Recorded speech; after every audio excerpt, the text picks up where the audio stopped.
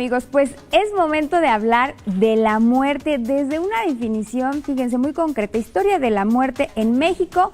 Vamos a abordar desde el México prehispánico. Yo recibo con muchísimo gusto a Carlos Manuel Cruz Mesa. Él es escritor y nos va a ir llevando de la mano con este tema, cómo es que se origina, cómo es que empezamos a celebrarlo, pero cómo es que permea tanto en nuestra cultura y está presente en todo momento. Muy buenos días, Carlos, ¿cómo estás? Muy bien, Maru, buenos días y muchas gracias por la invitación para estar en este programa.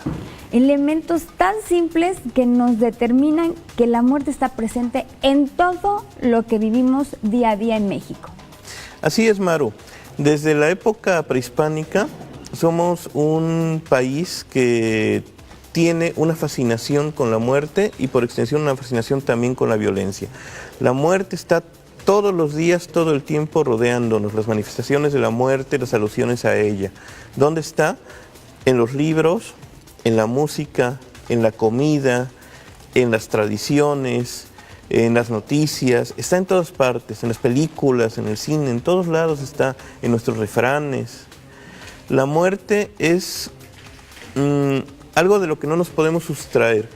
Si caminamos por cualquier calle, cualquier día del año, no solo en esta época, no va a pasar un día sin que encuentres 4, 5, 6 cosas que hagan alusión a la muerte.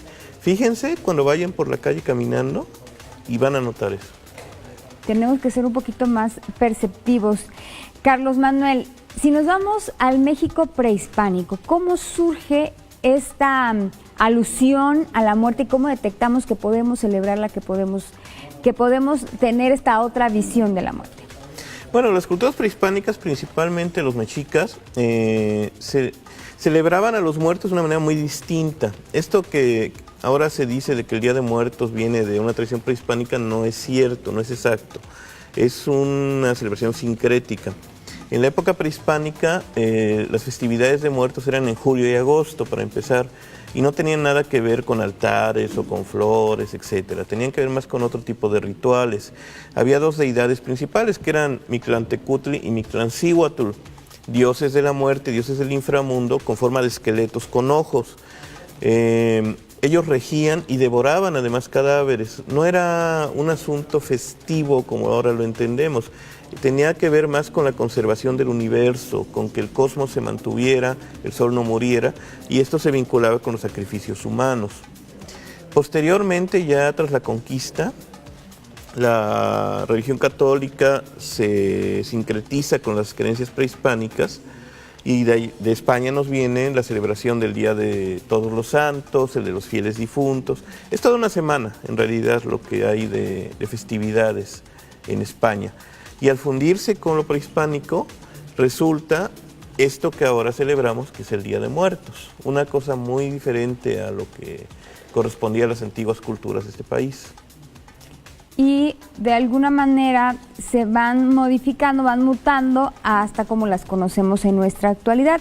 Fuera del aire me decías algo muy importante, además de que la muerte está presente en muchos elementos de nuestra cultura, de nuestro cotidiano. Nosotros, por ejemplo, en México, los mexicanos, aunque decimos que queremos la vida, que celebramos la vida, en realidad no la apreciamos como en otros países y en otras culturas. Exactamente. Desde la década de los 70 ha habido muchas campañas que quieren relacionar las festividades del Día de Muertos con la vida. Dicen, ya estamos celebrando la vida.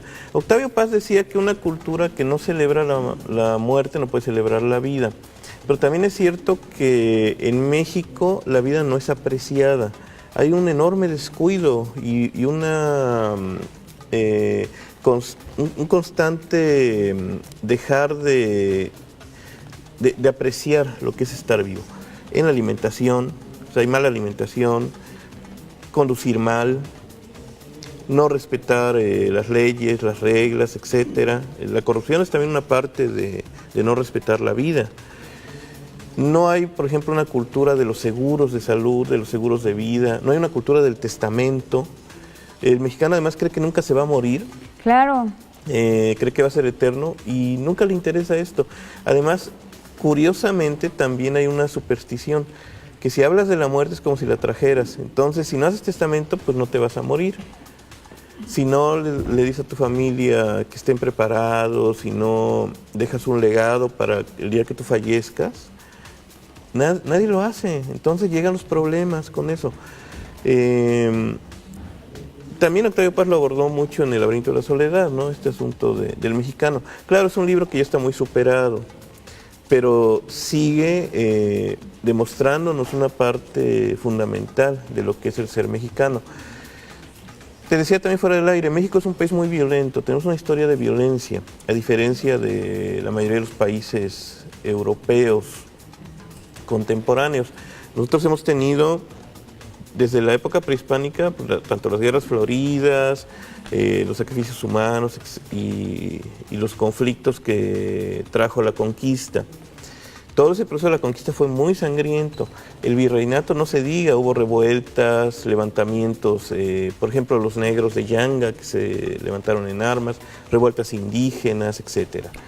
Carlos, a mí me gustaría que abordáramos una segunda parte, este tema de la violencia, que también está muy arraigada, que tenemos que detectarla y la tenemos que erradicar poco a poco culturalmente para una mejor sociedad.